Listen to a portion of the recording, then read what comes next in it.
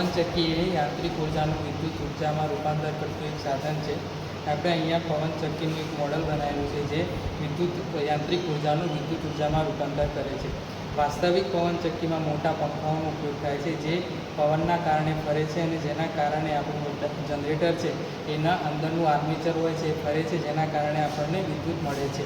અહીંયા આપણે મોટરનું જનરેટરનું જે પંખો છે ફેરવવા માટે આપણે અહીંયા પુલીનો ઉપયોગ કર્યો છે. આપણે જે પુલીને ફેરવતા આપણને વિદ્યુત ઉત્પન્ન થાય છે, જેનાથી આપણી જે LED છે એ ચમકવાનું ચાલુ કરે છે.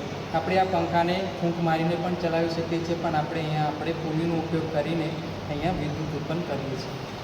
થાય છે એક ઇન્ડિકેશન છે કે અહીંયા આગળ વિદ્યુત ઉત્પન્ન થાય છે. તો આ જે છે એ બેચ નંબર 80 દ્વારા પ્રોજેક્ટ બનાવેલો છે પવનચક્કીનો.